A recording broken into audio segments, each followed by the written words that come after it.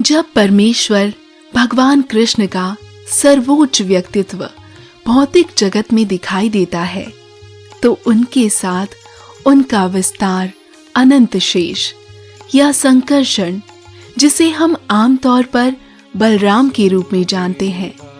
बल का अर्थ है आध्यात्मिक शक्ति, जिसके द्वारा व्यक्ति जीवन या रमण के उच्चतम आनंद को प्राप्त कर सकता है। अनंत शेष वह सर्पशैया है जिस पर स्वामी विष्णु कारण सागर में विराजमान होते हैं। वो अपने लाखों फनों पर ब्रह्मांड के ग्रहों को बनाए रखते हैं। आज हम शेषशायी और राम घाट का दौरा करते हैं, जो कृष्ण और बलराम के बाल्यकाल से जुड़ा हुआ है।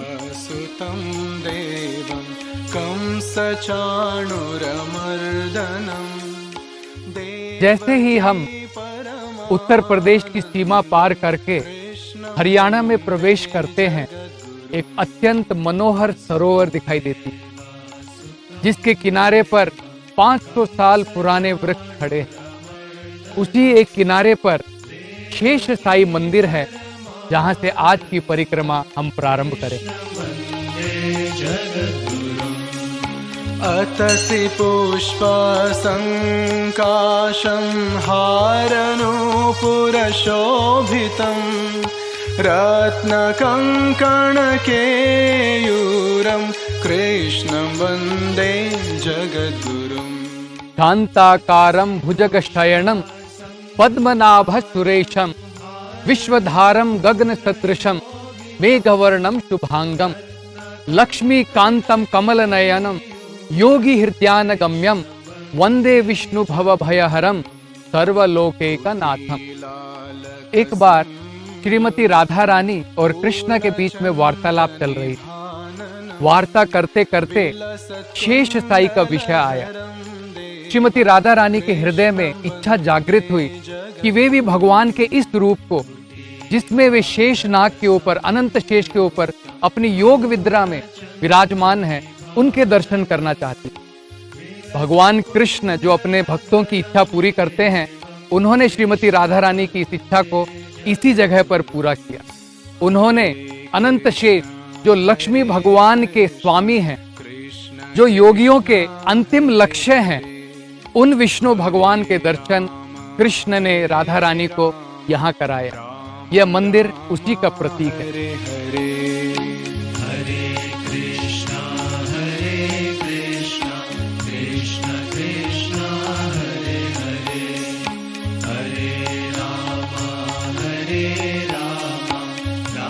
इस शेषशायी विष्णु मंदिर के पास में ही एक कुंड है, जिसे क्षीर सागर कुंड कहते हैं। क्षीर का मतलब होता है दूध। भगवान विष्णु क्षीरोदक्षाई विष्णु के रूप में क्षीर सागर में विराजमान है। इसी प्रकार से इसी क्षीर सागर, इस कुंड में ही यहाँ पर जो शेषशायी विग्रह हैं, इसी कुंड में प्राप्त की गई। बाद में भक्तों की सहायता से इन्हें मंदिर में विराजमान किया गया और आज असंख्य भक्त आकर के यहाँ पर भगवान की उपासना करते हैं। उत्फुल्ल पद्मपत्राक्षं नीलजीमुतसन्निभं यादवानां शिरोरत्नं कृष्णं वन्दे। यह अत्यंत मन मनोहर मोहक घाट राम घाट। इस राम घाट पर स्वयं बलराम जी जब द्वारका से वापस व्रज में आए, भगवान कृष्ण का संदेश लेकर के आए। यह मनमोहक घाट, राम घाट के बारे में अनेकों आचार्यों ने भी कहा है। जय राम घाट जय रोहिणी नंदन। ये राम घाट अत्यंत पावन है। रोहिणी पुत्र स्वयं बलराम जी यहाँ पर विराजमान। राम घाट के बारे में बताया जाता है कि एक बार जब कृष्ण भगवान बलराम जी के साथ द्वारका में वास कर रहे थे, क्योंकि उन्होंने ब्रजवासियों से कहा था कि मैं अपने कार्यों को पूर्ण करके मथुरा से वापस लौटूंगा, लेकिन भगवान मथुरा से वृंदावन वापस नहीं आए। मथुरा से सीधे भगवान द्वारका चले गए गोपियां सारी विरह के साथ में भगवान की प्रतीक्षा में लगी थी, राह राह पर देख रही थी कि कब भगवान वापस आएंगे। उनके उत्पीड़न को समझकर कृष्ण जी जानते थे कि बलराम जी दक्ष हैं समस्याओं का हल निकालने के लिए और अपने भक्तों को सांत्वना देने के लिए। इसलिए उन्होंने कृपा करके बलराम जी को भेजा ताकि वो यहाँ पर आकर के ब्रजवासियों को भगवान का संदेश दे सके और उनको सांत्वना दे सके। हरे हरे राम राम राम हरे हरे, हरे कृष्णा कृष्ण कृष्ण हरे हरे। बलराम जी मधुमास और माधव मास 2 महीने तक इस राम घाट पर अपने माता पिता के संग यहाँ पर रहे। इसी घाट पर, राम घाट पर बलराम जी अपनी गोपियों के साथ में रास नृत्य करते थे। एक बार बलराम जी जब अपनी गोपियों के साथ इस राम घाट पर रास नृत्य कर रहे थे, उस समय वरुण देवता ने स्वर्गलोक से अमृत रूपी वरुणी भगवान को प्रदान किया। भगवान अपने रास नृत्य में मग्न थे। रास नृत्य करते करते उन्हें प्यास लगी। भगवान ने यमुना माता को आदेश दिया कि तुम यहाँ पर आ जाओ, मैं अपनी प्यास बुझाना चाहता हूँ। लेकिन यमुना जी ने कहा कि मैं यहाँ से बहुत दूर बहती हूँ, मैं यहाँ पर कैसे आ सकती हूँ। उन्होंने मना कर दिया। बलराम जी क्रोधित हो उठे। उन्होंने तुरंत अपना हल उठाया और यमुना जो यहाँ से अत्यंत दूर बहती थी, बलराम जी ने हल के द्वारा रास्ता बनाया और यमुना जी का आकर्षण किया। यमुना आकर्षणा, ये मोहक लीलाएं इसी राम घाट पर घटी। माला विराजितम शंख चक्रधरम देवम कृष्णं वंदे जगद्गुरुम, श्रीवत्सांकं महोरस्कं वनमाला विराजितं शंखचक्रधरं देवं कृष्णं वंदे। अक्षयवट अत्यंत हरा भरा स्थान है। यह वह पवित्र स्थान है जहाँ पर भगवान कृष्ण बलराम जी अपने गोपा के साथ में अपनी गाय चराने के लिए यहाँ पर आते थे। एक दिन कृष्ण बलराम ने एक खेल खेला। इस खेल के अनुसार 2 टोली होंगी।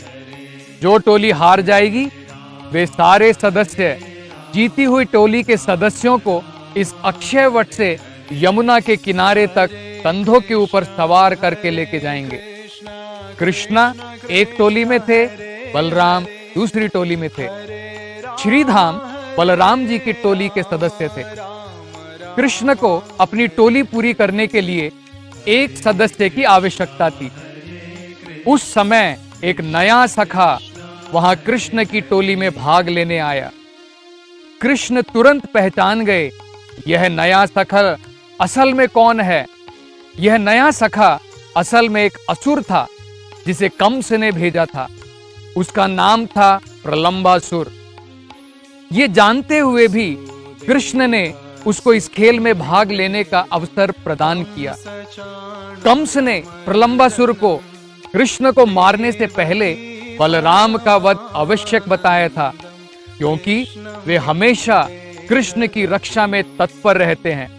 इस इरादे से प्रलंबासुर टोली का सदस्य बिना।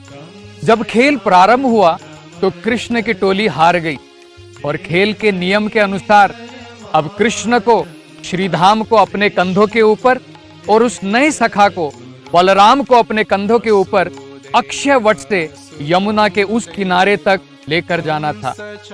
रास्ते में जाते जाते प्रलंबासुर बलराम को घने जंगलों के अंदर ले गया। बलराम जी समझ गए और उसके कंधे से उतरकर उसका असली परिचय पूछा। उस सखा ने अपना असली राक्षस का रूप धरा और बलराम जी के साथ युद्ध करने लगा। बलराम जी जो सभी बलों के उद्गम है, श्रेष्ठ हैं, उन्होंने अपने हाथ का एक घूंसा प्रलंबासुर के चेहरे पर मारा और प्रलंबासुर का अंत कर दिया। इस प्रकार से बलराम जी के बारे में वर्णन है। प्रलंबारे नमस्तुते, हे प्रलंबा के अरी, मैं आपको प्रणाम करता हूँ। ये मनमोहक घटना इसी स्थान पर घटी।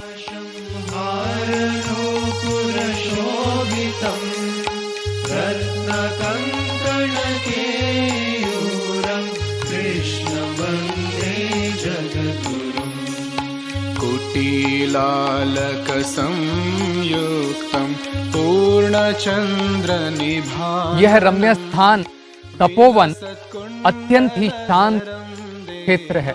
कृष्ण वंदे जगद्गुरुम।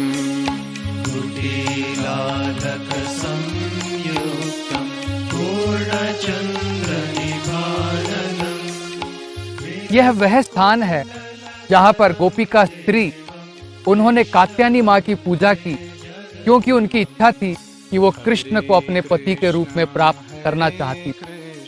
कात्यायनी की पूजा करके वे चाहती थी उनको प्रसन्न करके उनसे वर मांगे कि कृष्ण उनको पति के रूप में प्राप्त हो।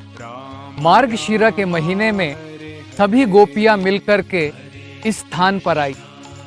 यहाँ पर सूर्योदय से पहले उठ जाती और सवेरे उठ करके यमुना मैया में स्नान करके कात्यायनी माँ की पूजा में लग जाती। वो कात्यायनी माँ से प्रार्थना करती हैं, कात्यायनी महामाये महायोगिनी अधीश्वरी। हे कात्यायनी, आप महायोगिनी हैं, आपके पास में अनंत प्रकार की शक्तियां, आप भगवान की महामाया हैं। आप अगर कृपा करेंगी तो हमें भगवान कृष्ण पति के रूप में जरूर प्राप्त होंगे। ये लीला इसी मोहक स्थान पर घटी।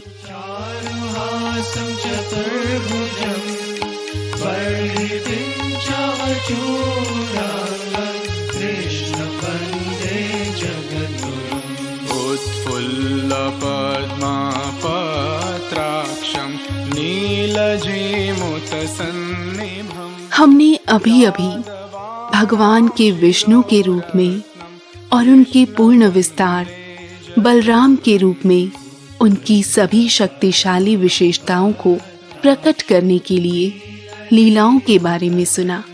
अब हम गोपियों के साथ कृष्ण के सबसे अंतरंग व्यक्तिगत आध्यात्मिक संबंध के बारे में सुनेंगे।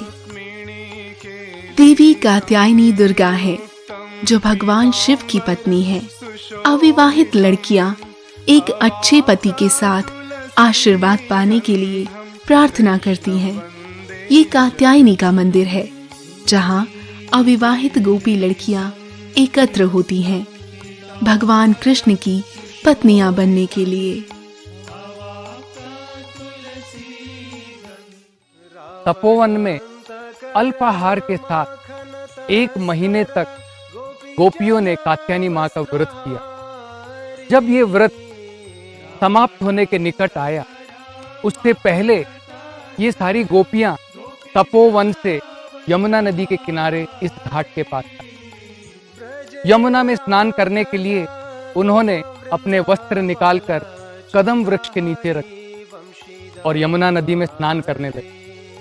उस समय कृष्ण ने विचार किया कि इन गोपियों ने कात्यायनी माँ की पूजा की है ताकि ये मुझे पति के रूप में प्राप्त कर सके। अब ये समय आ गया है कि मैं इनकी इस इच्छा को पूरी करूं। भगवान वहां पर आए और उन्होंने सभी गोपियों के वस्त्र हरण कर लिए और सीधे भगवान वस्त्र लेकर के कदम के पेड़ के ऊपर चढ़ गए। और बाद में भगवान ने गोपियों से इस प्रकार से कहा, हे प्रिय गोपियों, तुमने 1 महीने तक कठोर व्रत करके कात्यायनी माँ की पूजा की है, उनका व्रत किया है, और तुम चाहती थी कि मैं तुम्हें पति के रूप में प्राप्त हो सकूं। उस इच्छा को पूरी करने के लिए मैंने तुम्हारे सारे वस्त्र हरण कर लिए। अब अगर तुम अपने वस्त्र वापस लेना चाहती हो, एक एक करके यमुना नदी से बाहर आओ, हाथों को फैलाकर विनती करके मुझसे वस्त्र मांगो, तब मैं तुम्हारे वस्त्र तुम्हें वापस प्रदान करूंगा। गोपियां मन के अंदर में आनंदित थी, लेकिन बाहर से लज्जित थी। फिर गोपियों ने एक एक करके यमुना नदी से बाहर आई, अपने हाथ फैलाए, विनती करके भगवान से वस्त्र मांगे, और ये लीला चीरहरण की लीला इसी घाट पर घटी। इसलिए इस घाट को चीरहरण घाट कहा जाता है। श्रवणान्तकर माखन तस्कर गोपी जना वस्त्रहार। ज्यादातर लोग इस भगवान की चीरहरण लीला को गलत तरीके से समझते हैं। श्रीला प्रभुपाद इसका सही अर्थ समझाते हैं। श्रीला प्रभुपाद जी बताते हैं कि ये गोपियां जो भगवान कृष्ण को अपने पति के रूप में देखना चाहती थी, ये कोई साधारण स्त्रियां नहीं थी। राम भगवान के समय में दंड आरण्यक में ये सारे एक महान ऋषि थे। इन महान ऋषियों ने राम भगवान से प्रार्थना की। जब उन्होंने राम भगवान के सौंदर्य को देखा, उन्होंने कहा कि सीता माता कितनी भाग्यशाली है कि वो आपको पत्नी के रूप में प्राप्त हुई। हमें भी ये कब सौभाग्य प्राप्त होगा कि हम आपके पत्नी के रूप में आपके साथ में रहेंगे। भगवान ने कहा, इस राम लीला में एक पत्नी व्रत, लेकिन जब मैं कृष्ण के रूप में आऊंगा तब मैं तुम्हारी इस इच्छा को पूरी करूंगा। और इस प्रकार से भगवान ने इस लीला में ये गोपियां वही महान ऋषि हैं जिनकी इच्छा को पूरी करने के लिए भगवान ने ये लीला रचाई। भगवान भगवत गीता में कहते हैं, जन्म कर्म च मे दिव्यम एवं यो वेत्ति तत्वतः त्यक्त्वा देहम पुनर्जन्म नाइति मामेति सो अर्जुन। भगवान वचन देते हैं कि जो भी भगवान के जन्म, भगवान की दिव्य लीलाएं, भगवान के कर्म को सही प्रकार से समझ सकता है, वो व्यक्ति इस देह को छोड़ने के बाद में इस भौतिक संसार में दोबारा वापस नहीं आएगा, वो भगवान के धाम को वापस जाएगा। तो आज हम भगवान की लीलाओं का स्मरण कर रहे हैं।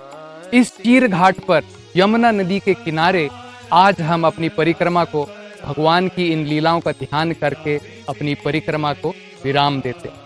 हरे